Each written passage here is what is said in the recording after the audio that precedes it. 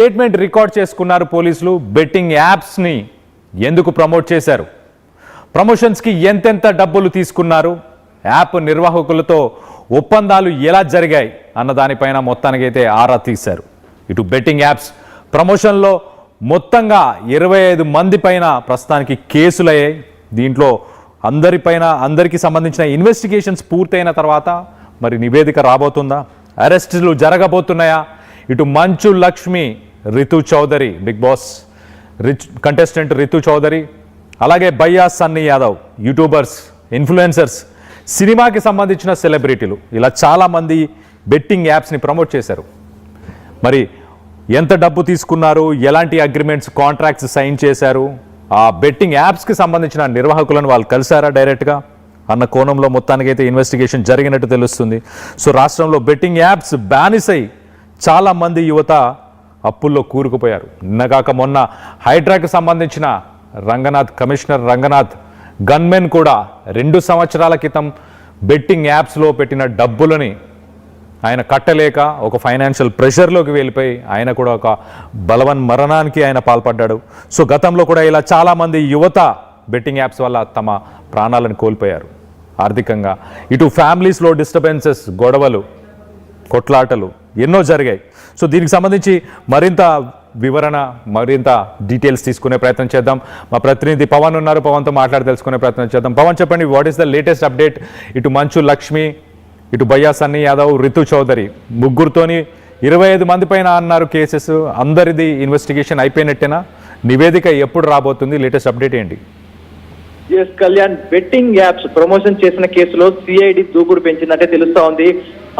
యాప్లను ప్రమోట్ చేసిన social media ఇన్ఫ్లుయెన్సర్లు, నటులు, ప్రముఖులను విచారిస్తా ఉంది. తాజాగా ఇవాళ Bigg Boss contestant Ritu Chaudhary, అలాగే మంచు లక్ష్మి, ఈ బయ్యా సన్నీ యాదవ్ ని సిఐడి అధికారులు విచారించడం జరిగింది.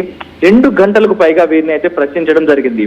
స్టేట్మెంట్ రికార్డ్ కూడా చేసుకున్నారు సిఐడి అధికారులు. మరోవైపు ఇదే కేసులో ఇప్పటికే హీరోయిన్ నిధి అగర్వాల్, యాంకర్ శ్రీముఖి, నటి అమృత చౌదరి కూడా సిఐడి అధికారులు విచారణ గతంలో కూడా హాజరవడం జరిగింది, వివరణ ఇవ్వడం జరిగింది.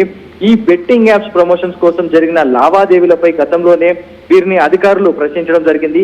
ఈ విచారణలో బెట్టింగ్ యాప్స్ కు ఎందుకు ప్రమోట్ చేశారు, అందుకు ఎంతెంత తీసుకున్నారు, యాప్ నిర్వాహకులతో చేసుకున్న ఒప్పందాలపై వీరి నుంచి అధికారులు ఆరా తీసినట్టుగా కూడా తెలుస్తా ఉంది. కాగా ఈ కేసులో మొత్తం 25 మంది పైగా కేసులు నమోదు చేసినట్టుగా తెలుస్తా ఉంది.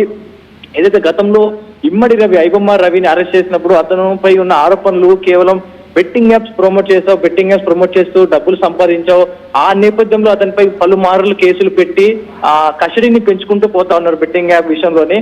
కానీ నెటిజన్ నుంచి కూడా పెద్ద ఎత్తున ప్రశ్న తలెత్తడం జరిగింది. ఏదైతే బెట్టింగ్ యాప్స్ ప్రమోట్ చేశారని చెప్పి ఐబొమ్మ రవిని అరెస్ట్ చేశారు, కానీ సెలబ్రిటీలు కూడా బెట్టింగ్ యాప్స్ ప్రమోషన్ చేశారు. మరి వారిని ఎందుకు వదిలేశారు? నానామాత్రంగా వారిని విచారణ చేసి వదిలేశారు. ఇప్పుడు ఎందుకని వారిపై యాక్షన్ తీసుకోవట్లేదంటూ కూడా ప్రజల నుంచి పెద్ద ఎత్తున ఆగ్రహం రావడంతో సిఐడి ఒకసారిగా దూకుడు పెంచింది. సెలబ్రిటీలపై మళ్ళీ ఉక్కుపాదం అయితే పెట్టడం జరిగింది. కానీ ప్రతిసారి ఈ ఎవరైతే సెలబ్రిటీలు ఉన్నారో వాళ్ళని పిలవడం, వారిని విచారించడం, వారి స్టేట్మెంట్ రికార్డ్ చేసుకోవడం, పంపించడం జరుగుతూ ఉంది. కానీ దాని వెనుకున్న నిర్వాహకులు ఎవరు, వీరికి ఈ ఫలాన్ని బెట్టింగ్ యాప్ మీరు ప్రమోట్ చేయండి, మీకు ఇలా డబ్బులు వస్తాయి అని ఎవరు చెప్పారు, మీకు ఆ కాంటాక్ట్ ఎవరిది, దాని వెనక ఎవరున్నారు, మీ అకౌంట్లోకి డబ్బులు ఎలా వచ్చాయి, ఏ అకౌంట్ నుంచి చేశారు, ఇలాంటి టెక్నికల్ విషయాలు మాత్రం ఇప్పటివరకు కూడా సిఐడి కానీ పోలీసు అధికారులు మాత్రం బయటపెట్టడం లేదు. వారు ఎన్నుకున్న పెద్ద హస్తాలు, పెద్ద తెమంగళాలు ఎవరైతే ఉన్నారో వారిని పట్టుకోవడానికి ఎందుకు ప్రయత్నించట్లేదంటూ కూడా పెద్ద ఎత్తున విమర్శలు అయితే వస్తా ఉన్నాయి. ఇప్పటికి కూడా బయ్యా సన్నీ యాదవ్ అయితే దేశం విడిచి పారిపోయాడు, వేరే ప్రదేశాల్లో తలదాచుకోవడం జరిగింది. కానీ ఇప్పుడు అకస్మాత్తుగా సిఐడి విచారణకైతే హాజరు కావాల్సి వచ్చింది. అతను స్టేట్మెంట్ రికార్డ్ చేసుకున్నారు. కానీ జరిగిన లావాదేవీలు, హవాలా మనీ ట్రాన్సాక్షన్ కానీ పెట్టి సంబంధించిన వాటి గురించి ఎలాంటి క్లూస్ అయితే ఇంకా సేకరించడం లేదు. ఈ పెద్ద ఎత్తున పోలీసులపై కానీ మిగతా సిఐడి ఆఫీసర్ల మీద కానీ విమర్శలు వస్తా ఉన్నాయి. ముఖ్యంగా ఇమ్మడి రవి మీద కేసు పెట్టి లోపల విచారిస్తా ఉన్నారు, అతన్ని జైల్లో పెట్టారు.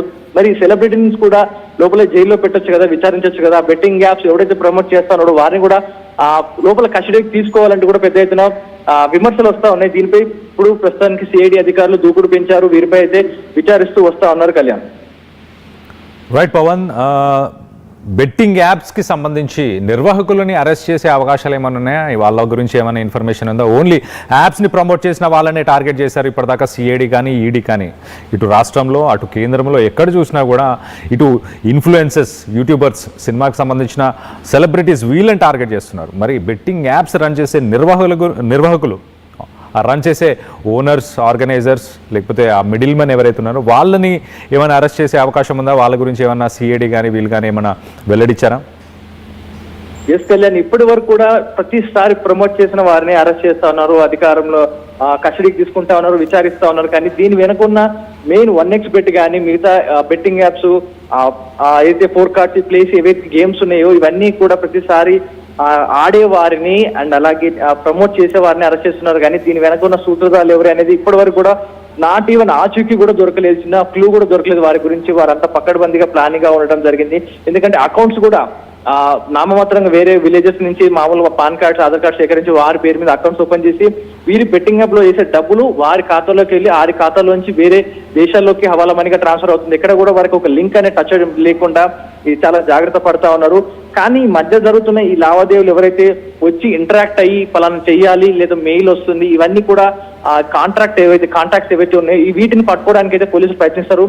ఇప్పటి వరకు కూడా ఎవరిని కూడా బెట్టింగ్ యాప్ నిర్వహిస్తున్న వారు కానీ ఎవరిని కూడా పట్టుకోలేకపోయారు పోలీసులు. అండ్ అదే విధంగా సెలబ్రిటీలు చెప్పుకునే దాని ప్రకారం ఈ యాప్స్ ఏవైతే ఉన్నాయో ఇవి వేరే దేశంలో కాదు వేరే రాష్ట్రంలో లీగల్ గా ఉన్నాయి, మేము ఆ ప్లేసెస్ లోనే మేము చేయడం జరిగింది.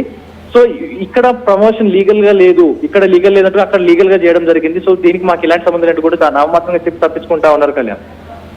Right Pawan, thanks for the latest update. మొత్తం మీద తెలుగు రాష్ట్రాల్లో లాటరీ సిస్టమ్ కానీ గ్యాంబ్లింగ్ కానీ ఇవన్నీ కూడా తెలుగు రాష్ట్రాల్లో అయితే ఖచ్చితంగా బ్యాన్ చేసి ఉన్నాయి. మిగతా రాష్ట్రాల్లో కూడా మ్యాక్సిమం ఇలాంటి లాటరీ సిస్టమ్, గ్యాంబ్లింగ్ ఇవన్నీ కూడా బ్యాన్ చేసే ఉన్నాయి. కానీ చాప కింద నీరులాగా ఈ బెట్టింగ్ యాప్స్ ఎప్పుడు యువతని టార్గెట్ చేస్తూ వాళ్ళ జీవితాలను నాశనం చేసింది. అలాంటి బెట్టింగ్ యాప్స్ని మరి ఎలా ఇటు సెలబ్రిటీస్, ఇన్ఫ్లుయెన్సర్స్, యూట్యూబర్స్ వీళ్ళ దాకా అవి ఎలా చేరుకున్నాయి? ఎవరు ప్రమోట్ చేశారు?